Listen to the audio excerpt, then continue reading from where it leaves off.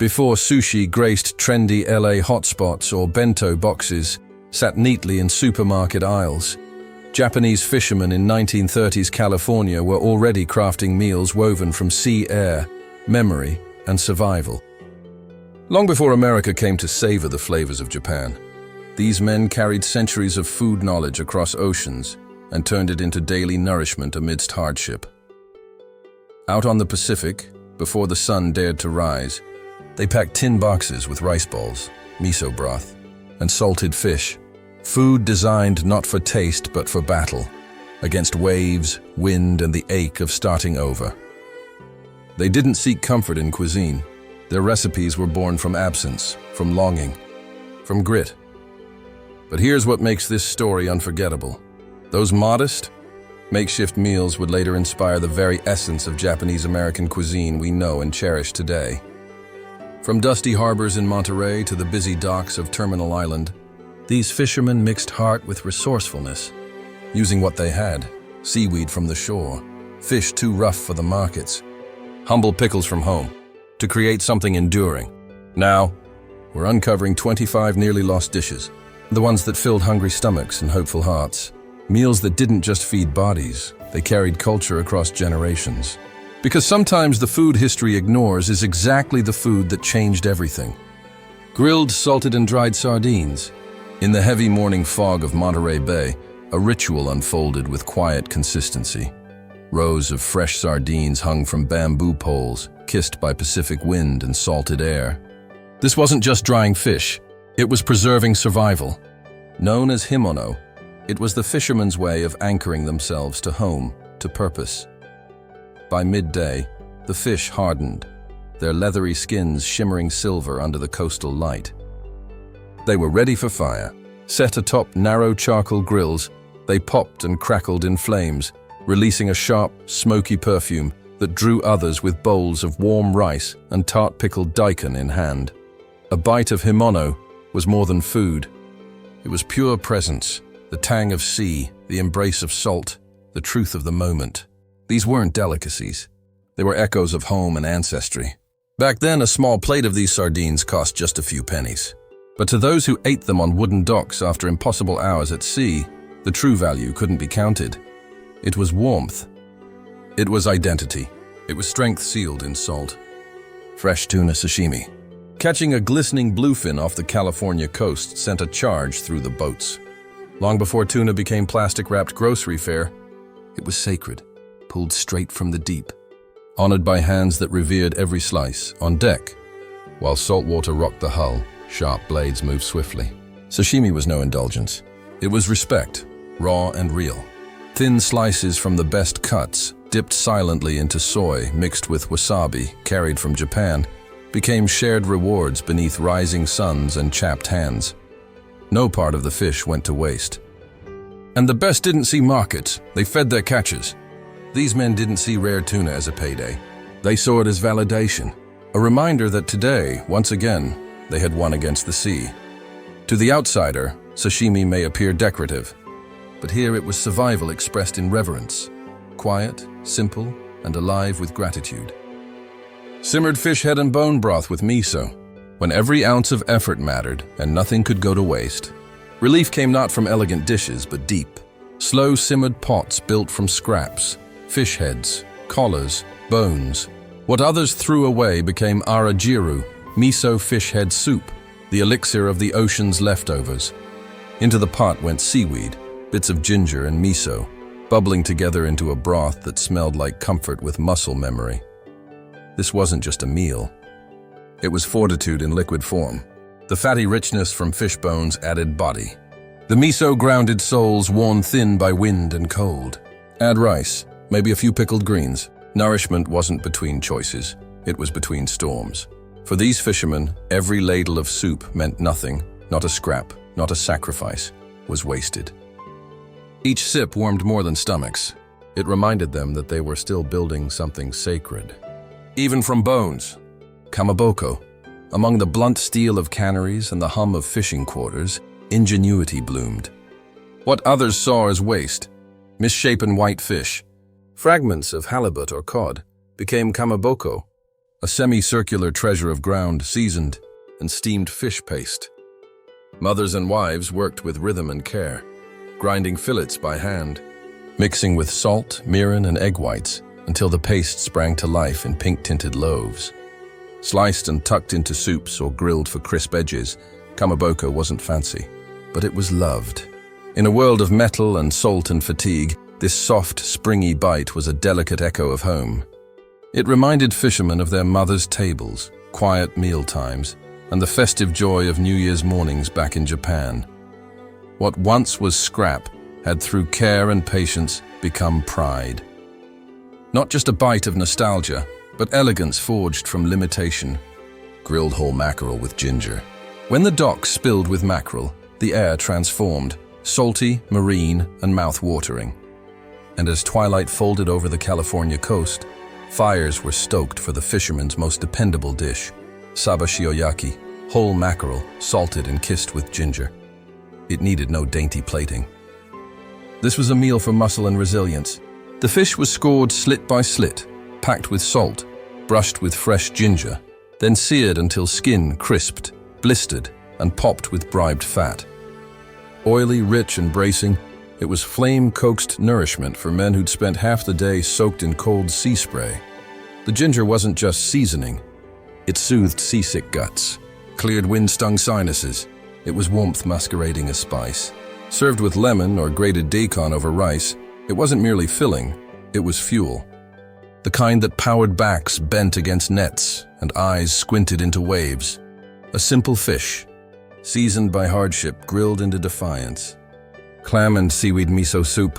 When the shoreline retreated with the tide, Japanese fishermen and their families became quiet foragers. Along the rocky bays, they searched with baskets and hands, coaxing small clams from damp, stubborn sand, ocean treasure in miniature.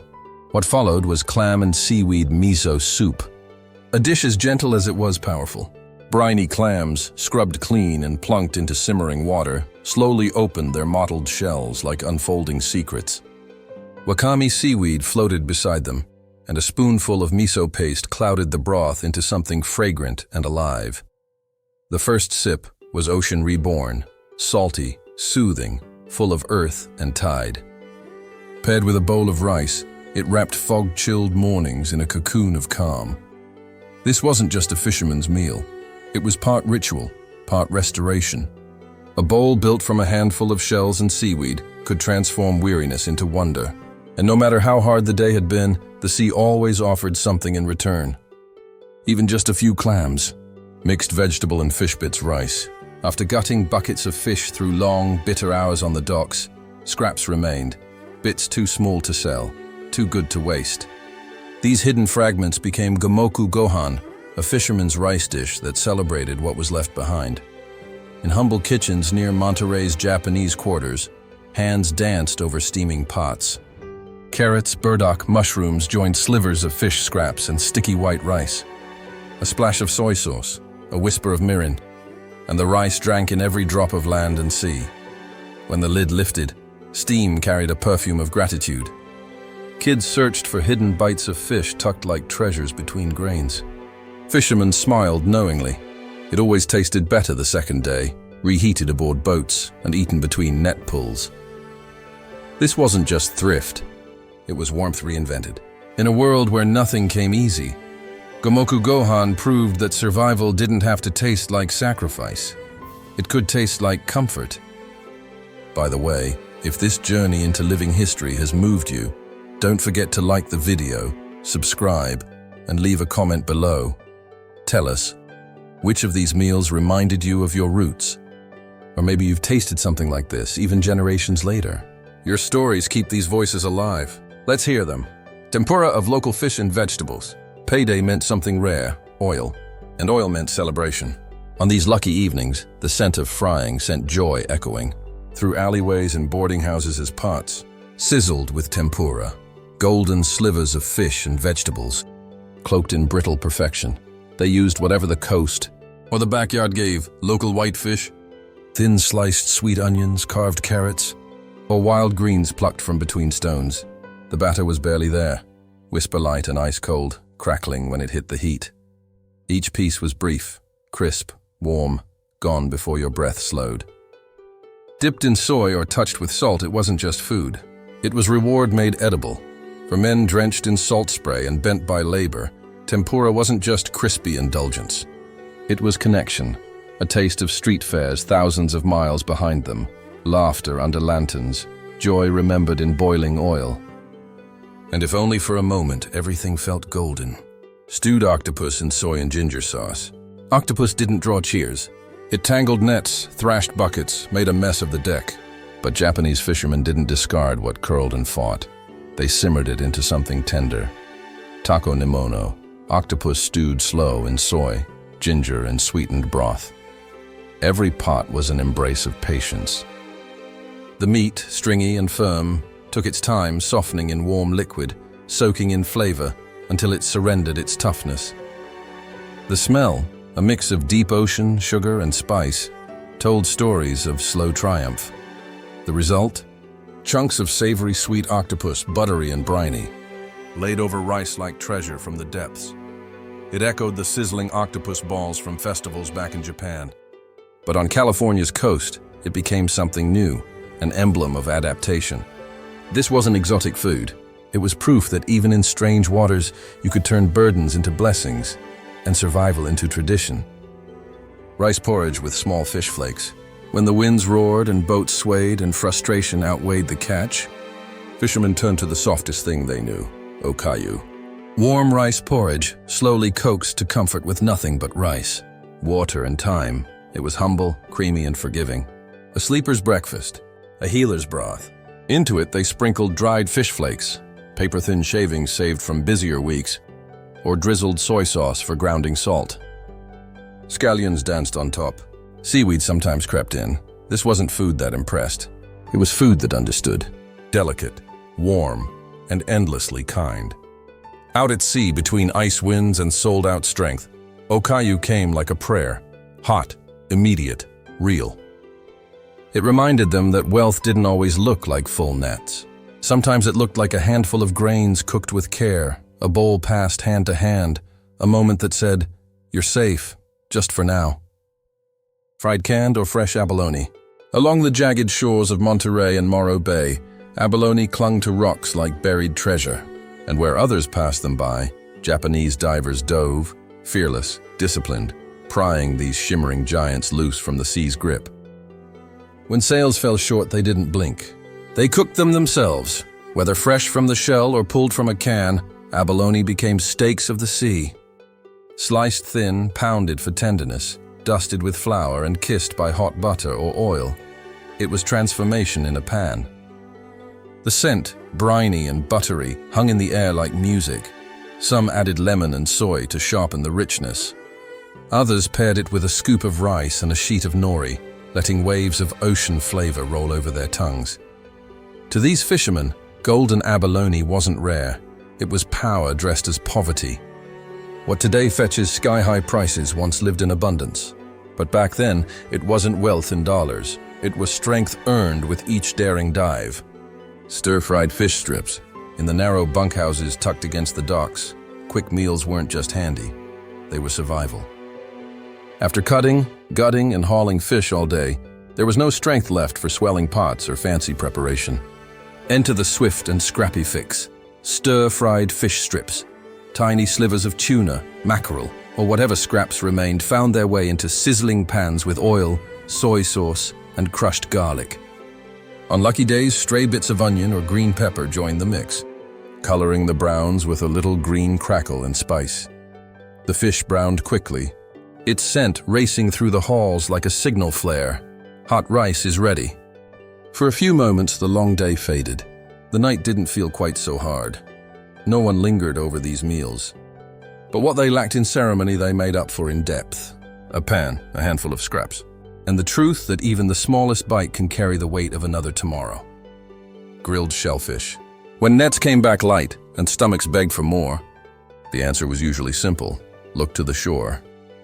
The rocky tide pools near Monterey and San Pedro held quiet offerings, clams buried beneath shifting sand, crabs crouched in crevices, small shellfish clinging tight. All it took was a fire and some patience, and dinner came back to life.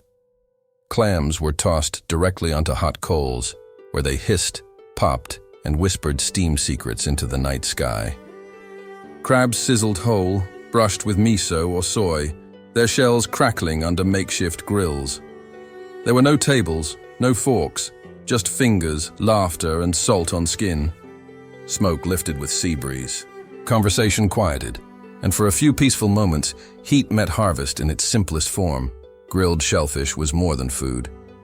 It was testament to luck, to timing, to respect for what the earth gives back, even when it gives little. A final, smoky gift from a coastline that never closed its hand. Fried whole small fish. There was joy in a boat filled not with monsters of the deep, but with the tiniest flashes of silver, herring, smelt, anchovies glimmering like spilled coins. Too small to sell, these fish were packed with flavor, and for the fishermen, they were homecoming wrapped in crisp, cleaned, salted, dusted with flour. A whole handful vanished into bubbling oil. They emerged golden and crackling, bones crunchy, skins clinging to salt and memory. Lemon brightened the bite. Soy deepened it. Pairs of eyes sparkled, even kids, as small hands stole fish from cooling racks, while grins pretended not to notice. At sea, entire batches were fried under the cover of diesel and dawn. Smoke, wind, salt, oil. A recipe not written, only remembered. This wasn't cuisine. It was victory from scraps. Crispy, warm proof that even the tiniest catch brought more than calories. It brought peace, joy, certainty.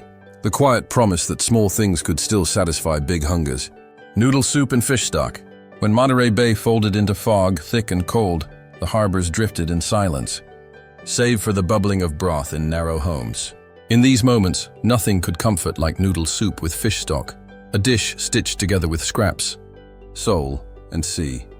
Dried noodles boiled in broth made from fish bones. Seaweed, maybe a few onions tugged from the garden. The liquid shimmered with umami, fish, salt, and soothed exhaustion. Slippery noodles joined in, winding among bits of fish, a whisper of greens, or, on lucky days, half a boiled egg. Silence hugged the table while hands cradled bowls. Every slurp was steam, strength, and stillness. No one spoke. They rested. They breathed.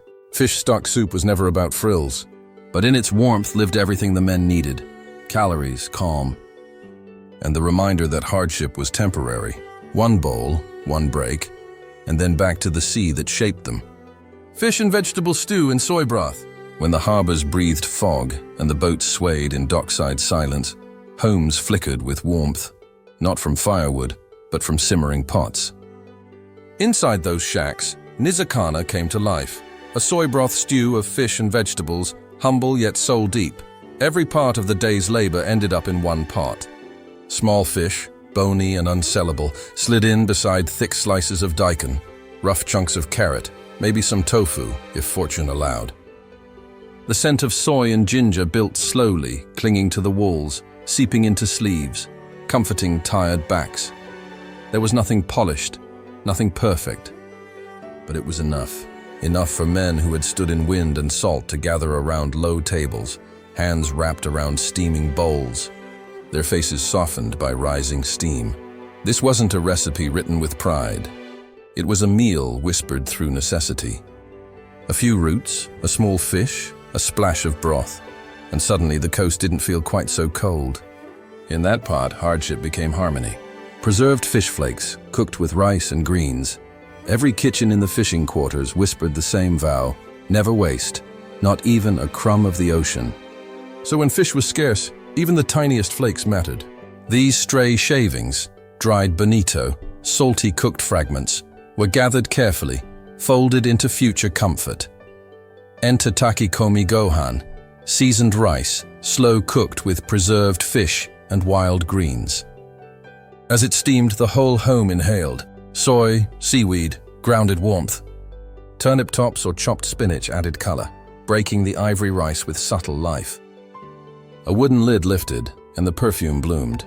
This dish didn't brag. There were no fine cuts, just flavors remembered from decades past and oceans away. At sea, bentos packed with this rice fed the body and anchored the soul. They carried salt, strength, and story, the the spirit of fish that had already fed them once, now giving just a little more. Takikomi Gohan didn't shout. It whispered legacy straight into the bowl. Rice with fish roe. Sometimes, amidst the silence of a pulled net, there came a shimmer. Not from scales, but from potential. Roe-filled fish meant more than abundance. They meant quiet celebration. For the fishermen, this wasn't luxury. It was a pause made edible. The roe was treated with reverence. Softly rinsed in seawater. Simmered delicately in soy sauce, mirin, and sake until pearled, firm, radiant. The flavor was bold and briny, a bite that burst with the full life force of the sea. Spooned over steaming rice, the roe glowed against white grains like amber jewels. It wasn't just dinner, it was a blessing. One shared slowly, sometimes saved for holidays, mornings when spirits waned, or milestones quietly marked. This dish didn't impress by appearance. It reminded of effort repaid, of oceans that sometimes gave more than expected, of the why behind constant labor. It was the fishermen's thank you to the tide, and their reminder that even struggle earns its sweetness. Canned seafood, before trendy shelves and artisanal tinned fish, Japanese fishermen in 1930s California already knew one truth. Seafood in a can wasn't convenience. It was dependability sealed in time. Abalone, tuna, mackerel, packed by their own hands, often intended for markets far away, became their fallback on days when the waters offered nothing. A can cracked open on the dock became a meal born of practicality. Soy sauce, rice, maybe pickled vegetables. That was enough. Some fried the fish into golden crisp. Others stirred it into porridge, pulling richness where scarcity threatened. These tins weren't labels. They were stories, condensed, preserved, and passed down. Each steel cylinder contained more than protein. It carried grit. Men who worked the sea, failed often, succeeded sometimes, but always found a way to eat. Canned seafood wasn't glamorous, but in those quiet evenings when wind rattled the shacks and hunger settled in, it was exactly what survival sounded like. Rice cakes or mochi with dried fish. When the ocean roared too loud and fog held the coast hostage, boats stayed tied. And on those crisp winter mornings, fishermen stayed close, huddled around smoky stoves, steaming mochi on their hands. Dried fish crackling on pans.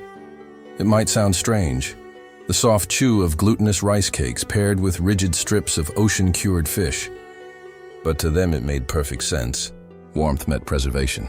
Tender met survival. Soft met salt. Some grilled mochi until edges softly browned, then wrapped them in slices of fish or brushed the cakes with soy. Others soaked everything, mochi, fish, memory, into hot tea or broth, letting it all meld together. This dish didn't try to recreate home. It reimagined it, made from what could be found, stretched, toasted, treasured. It wasn't feast food, it was anchor food, heavy with meaning, light in form. And in every bite, there was reassurance. As long as they had each other and a few humble staples, they still had all they truly needed. Rice with small grilled fish. For Japanese fishermen in coastal California, some meals anchored the day before it even began. Rice with small grilled fish wasn't just food. It was a ritual, wrapped neatly in bento boxes before first light touched the shore. These weren't prized catches. They were the fish no one would buy. Sardines, smelt, little anchovies that glistened but didn't weigh much. Salted, brushed with soy sauce, grilled until their bones crisped and their skins shimmered. They were tucked alongside steamed rice, separated by brittle strips of nori. By midday, when the boats creaked empty on slow waters or strained under heavy nets, the fishermen would unwrap their bentos and taste the morning again, this time soaked in soy and smoke.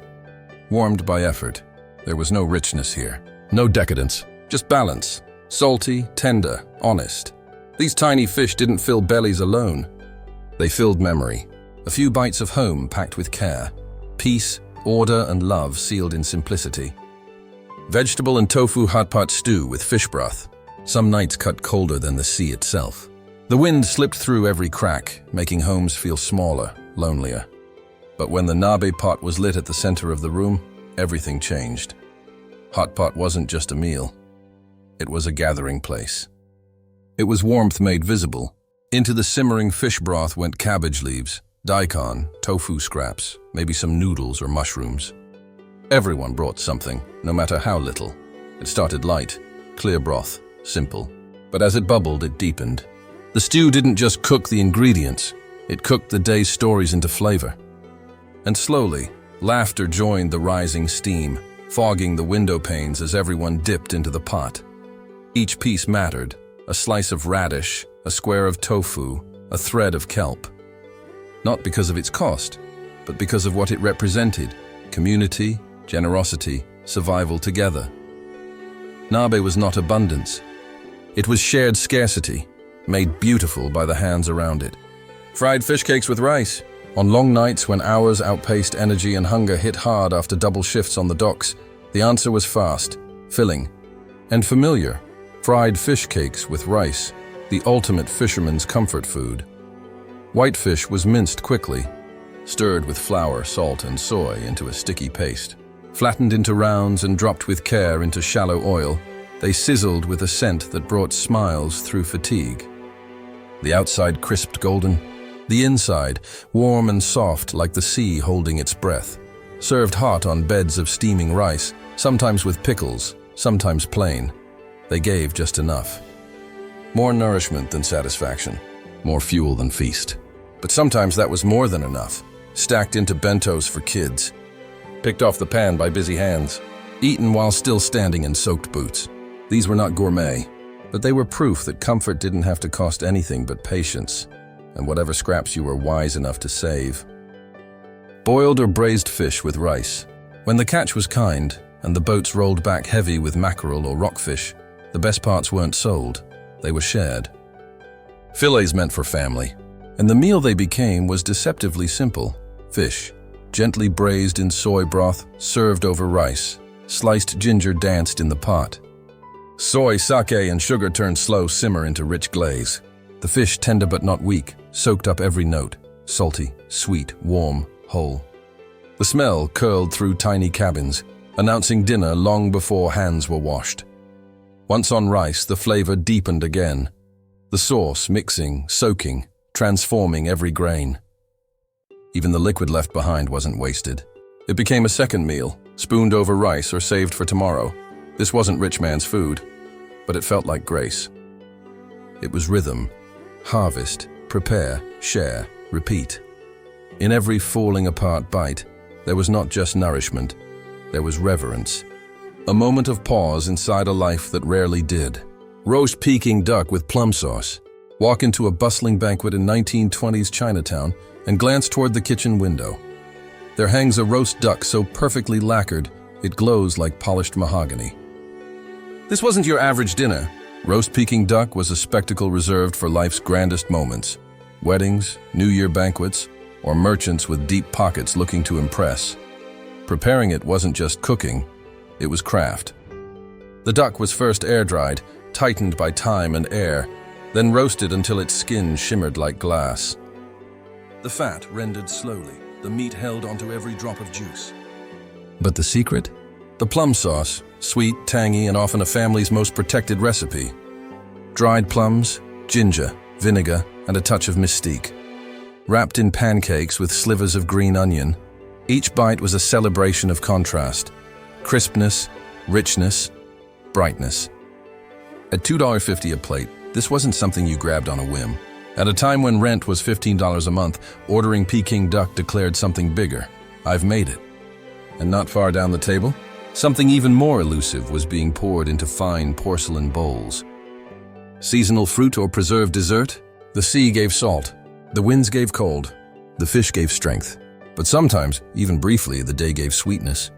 And for the Japanese fishermen of the 1930s, dessert came not in fancy cakes, but in whatever the land gave, seasonal fruit or careful preserves. In summer, they reached for peaches, plums, berries picked from inland orchards under hot sun, simple slices eaten slowly, watched with quiet joy. In winter, wives preserved sweetness, boiling fruits with sugar, storing them in jars, saving brightness for darker months. These weren't extravagances. A spoonful of jam over mochi, a sliver of apricot on hot rice, A soft bite after a meal built on bones and brine. After salt and miso and fire, there was something profoundly human about ending the day on a sweet note. It was a grace note, a breath. A reminder that even in the hardest days, life still had space for sweetness. And tomorrow, like the tide, would come again.